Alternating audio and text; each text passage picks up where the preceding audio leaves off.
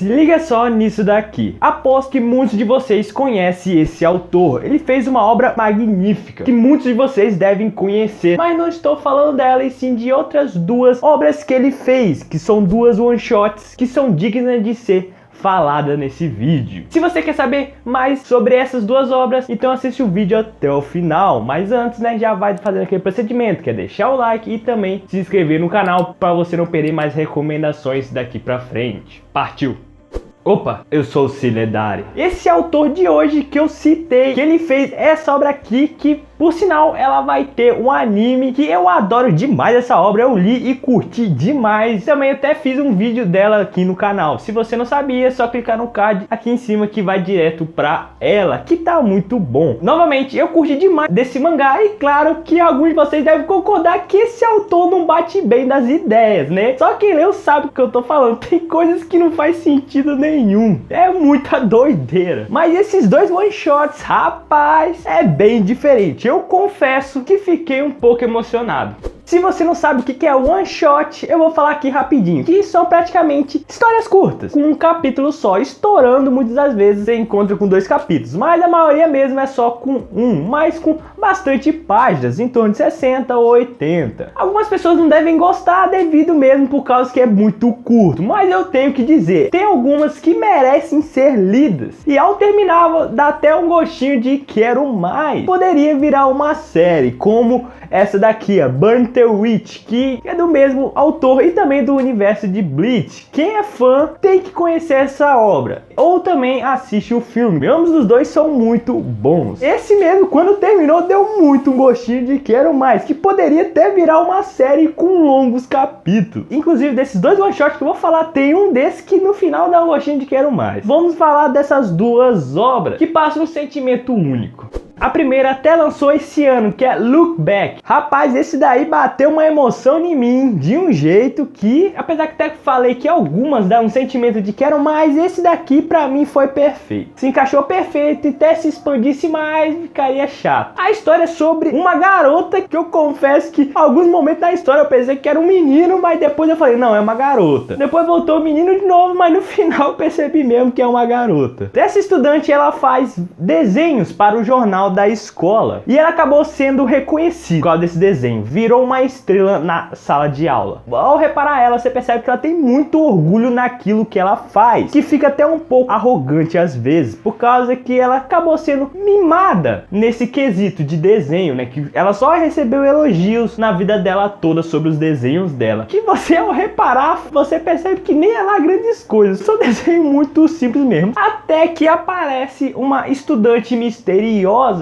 que começa a fazer desenhos na mesma coluna que ela, no jornal da escola. Agora repara bem, você vê que nitidamente há uma grande diferença nos traços. Os delas são muito simples mesmo, e da outra garota são dignos de profissionais, são muito detalhados. Mas você reparando, obviamente, né, da outra garota só são cenários, mas são cenários muito detalhados, não tem uma história por trás. Já da protagonista, mesmo sendo simples, há uma historinha, há um mini roteiro por trás disso. Só que ao protagonista vendo que há uma grande diferença de traços, ela começa a ficar irritada com essa garota, se sente frustrada porque ela se achava a maioral de todas, a melhor desenhista. Mas ao se sentir frustrada, não dá o braço a torcer. Com o orgulho dela, ela vai atrás de melhorar os desenhos. Então ela procura mais livros, começa a praticar até ficar bom, até no nível da outra garota. E agora o interessante dessa história, o autor mostra dias e dias dela praticando, desenhando vários cenários nas costas dela, dando indício que ela está desenhando. Noite e dia vai mostrando isso, até semanas. Apesar de alguns pode parecer simples, isso dá um grande foco na história, um grande sentimento de esforço. Só que mesmo assim, ela desenhando e melhorando os traços dela, a outra garota ainda era muito melhor do que ela. E ela cada vez mais fica irritada com isso. Só que o porém é que essa outra garota não vai pra escola. A história não fala detalhadamente do porquê ela fica em casa. Vamos dizer que ela tem uma fobia de sair de casa, vamos dizer assim. Só que no dia da matrícula, o professor dela manda ela entregar entregar o diploma dela. Mesmo irritada, a protagonista vai lá e se depara com uma coisa que foi um grande choque. Então as duas partem para uma aventura de desenhar mangás. Eu vou falar só essa parte da história para depois não estragar a leitura para quem quiser, porque é uma história curta, então se eu falar demais pode acabar estragando. Mas até vi alguns comentários de algumas pessoas dizendo que não entendeu o final e não entendeu o que o autor queria passar sobre essa história. Eu percebi que o autor mostra com esforço você consegue fazer aquilo que você quer, com esforço e com muita dedicação, porque você vê a protagonista perdendo horas e horas da vida dela para tentar melhorar o desenho dela e para tentar fazer um mangá que ela quer. Você vê até pessoas chamando para brincar ou para sair do quarto, mas não, ela continua fazendo aquilo que ela quer. Ela podia estar brincando, mas ela decidiu praticar o desenho dela. E outro ponto que eu tenho que te dizer é que a protagonista, que ela acha que o desenho dela é totalmente inferior a esse. Isso é horrível o desenho dela. Mas depois ela até descobre que essa garota que é que faz os desenhos, acha os desenhos da protagonista muito superiores. São desenhos fantásticos, né? À toa que a protagonista é a inspiração dessa garota. E ao descobrir isso, a protagonista fica toda contente, toda orgulhosa. E uma acabou completando a outra. E por último, antes de finalizar sobre esse mangá, isso também retrata muito as vidas dos mangakás. Pensa que é fácil? Não é nada fácil. São horas e horas de trabalho desenhando sem descanso, principalmente aqueles que fazem mangás semanais. Os caras são guerreiros. Eu recomendo você muito a ler essa obra. No final você vai tomar um choque tremendo. Fiquei espantado com essa obra.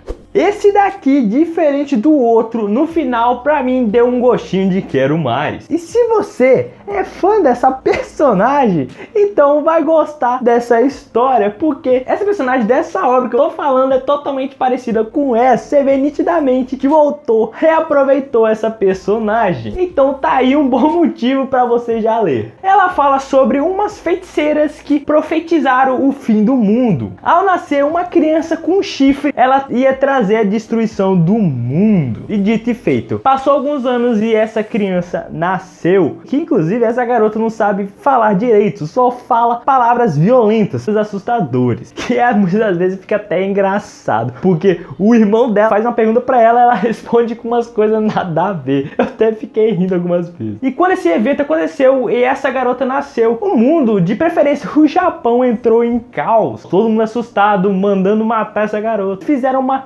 revolta, protestos e tudo mais. Até que o pai fala pro filho dele mais velho se ele tinha medo dela, se acha que ela ia destruir o mundo. Então ele fala, não importa o que acontecer, sempre fica ao lado dela, porque você é o irmão dela e tal. E ele fala que vai ficar no lado dela. É até bonitinho, porque você até vê uma fala dele, que não importa o que ela faça, não importa se ela ia destruir o mundo, se ela é o vilão, se ela seria o mal, ele sempre ia ficar ao lado dela, porque ela é da parte da família, a irmãzinha fofa dele. E achei isso bem bonito, porque com essas coisas assim, essa obra traz um apego de irmão. Então depois da morte do pai dele, ele começa a trajetória desses dois irmãos, dele tentando proteger e ensinar ela. E cada vez mais você vai lendo e vai ficando bonita a relação dos dois, porque isso é bem mesmo relação de irmão mais velho com irmã mais nova, ele tentando proteger ela do mundo. Você via mesmo que as pessoas ficavam revoltadas com ela, querendo acabar com ela, e mesmo eu falando que ele falava aquelas coisas de bonita de irmão, tal, ele mesmo assim ficava com o pé atrás dela, porque ele via que ela tinha tendências violentas. Ela matava animais, maltratava animais, e ele ficava assustado com isso, mas ainda assim ele ensinava o que é certo, o que é errado pra ela. Inclusive até tentava ensinar ela a falar, porque ela, como eu falei, ela falava essas palavras estranhas. Mesmo assim, ao você ler até o final, você percebe que essas ações delas violentas tinham um motivo por trás. O final é chocante também, então recomendo muito você a ler essa obra. Você vai se apaixonar com esses dois, com o esforço do irmão